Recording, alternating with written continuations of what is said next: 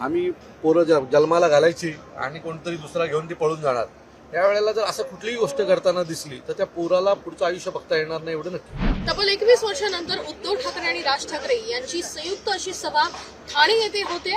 नेमकी कितपत उत्सुकता आहे, काय नेमकं राज ठाकरे बोलू शकतील या संदर्भात आपण अधिक माहिती घेणार आहोत. आपल्यासोबत या ठिकाणी अविनाश जाधव आहेत. अविनाशजी, 21 वर्षानंतर खरं तर हे दोन्ही नेते ठाण्यामध्ये एकत्रित सभा घेत आहेत. ठाण्याचे मूलभूत प्रश्न तर आहेत, पण 8 वर्षानंतर महानगरपालिकेची निवडणूक होतीये.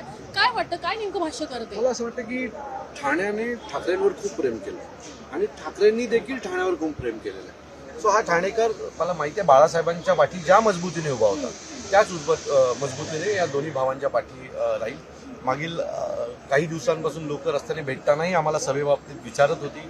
आम्हाला कालच्या सभेचा जो अनुभव आहे तो अतिशय वेगळा आहे, कारण शिवाजी पार्क फक्त मुंबईकरांनी भरला होता कालचा. सो मला आज ठाणेकरांनाही विश्वास आहे की ठाणेकर ठाकरेंना प्रेम दाखवण्यासाठी मोठ्या संख्येने येतील. कारण ठाण्यात झालेली गद्दारी किंवा पक्षफुटी हे ठाणेकरांना आवडली नव्हती, कारण आजही ठाण्यावर गद्दारीचा एक स्टॅम्प लागलेला आहे.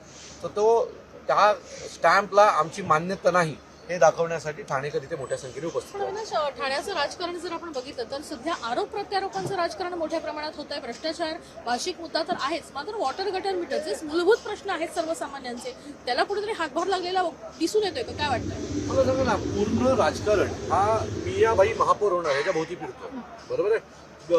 बांगलादेशानं पळव काय गरज आहे, म्हणजे देशींना पळवणार यासाठी तुम्हाला तुमचं केंद्रात पण महाराष्ट्रात पण सरकार आहे.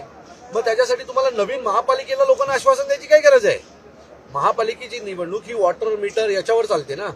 सो यांच्याकडे त्यातली केलेली कामं दाखवायला नाहीत, म्हणून पुन्हा हिंदुत्वावर पण पुन्हा भावनिक मुद्द्यांवर हात टाकून हे निवडणूक जिंकण्याचा याचा प्रयत्न आहे. प्रशासनाचं राज्य गेल्या 8 वर्षापासून होतं, तर तुम्हाला वाटतं की लोकांना आजही संघर्ष करावा लागतो असं वाटतं तुम्हाला? की तुम्हाला असं प्रशासनाचं राज्य म्हणजे कोणाचं राज्य होतं? सत्ताधाऱ्यांचंच राज्य होतं ना. प्रशासन कोणाच्या अंतर असतं? सत्ताधाऱ्यांच्या अंतर होतं.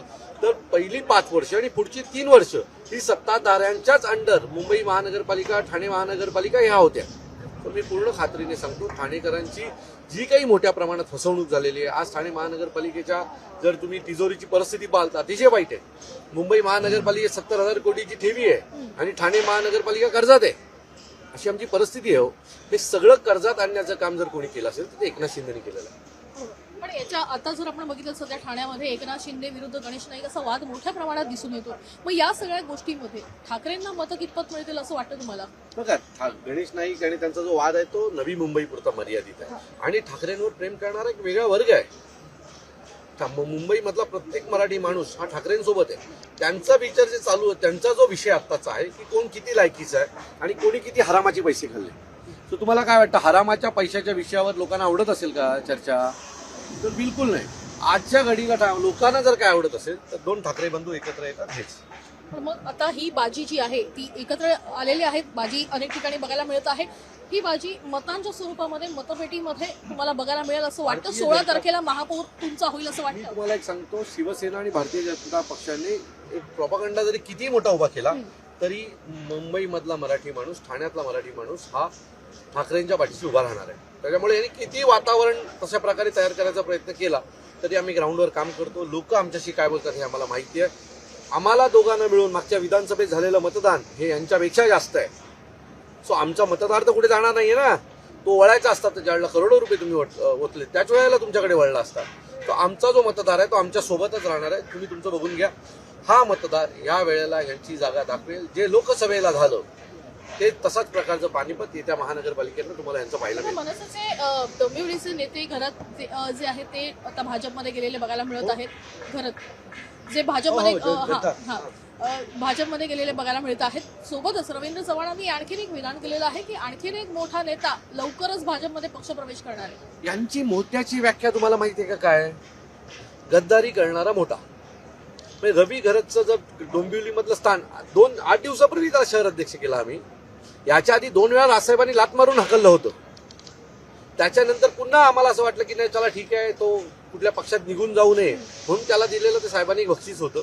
पण गद्दारी करणारा गद्दारीच करतो. आता त्यांची गद्दारीची व्याख्या, त्यांची मोठ्याची व्याख्या तीच आहे की आमचा शाखाध्यक्ष, उपशाखाध्यक्ष, आमचे असे पळून जाणारे शहर अध्यक्ष असे म्हणजे त्यांच्यासाठी खूप मोठे आहेत. मला वाटतं की असाच एखादा असेल चिल्लर. एक आणखीन एक महत्त्वाचा प्रश्न या निमित्तानं असंही विचारावं असं वाटतं की तुमचे नगरसेवक जरी निवडून आले तरी ते नगरसेवक हे तुमच्या सोबतच राहतील का? कारण सध्या ज्या पद्धतीनं आपण बघतोय की मोठमोठे नेते जे आहेत ते भाजपच्या गळाला लागलेले बघायला मिळतात. आता ना खूप झालं, आम्ही पोरं जन्माला घालायची आणि कोणतरी दुसरा घेऊन ती पळून जाणार. त्यावेळेला जर असं कुठलीही गोष्ट करताना दिसली तर त्या पोराला पुढचं आयुष्य बघता येणार नाही एवढं नक्की. तर आपण बघतोय की एकीकडे ज्या पद्धतीचं राजकारण सध्या बघायला मिळत आहे अत्यंत खालच्या पातळीवर गेलेलं बघायला मिळत आहे, सोबतच ज्या पद्धतीचं खरं तर नेते गळाला लावणं किंवा मोठ्या प्रमाणात नेते आपल्या पक्षात घेणं हे राजकारण सध्या ज्या पद्धतीचं सुरू आहे, जर नगरसेवक म्हणून त्या पक्षामध्ये कोणी गेलं तर तो नगरसेवक पुढे दिवस बघू शकणार नाही, अशा संदर्भातला धमकीवजा इशारा या ठिकाणी अविनाश जाधव यांनी दिलेला बघायला मिळतोय. महाराष्ट्रातील सर्व बातम्यांचे विश्वासार्ह व्यासपीठ, सकाळच्या सर्व सोशल मीडिया प्लॅटफॉर्मला लाईक, फॉलो आणि सबस्क्राईब करा. तसंच सर्व नोटिफिकेशनसाठी बेल आयकॉन प्रेस करायला विसरू नका.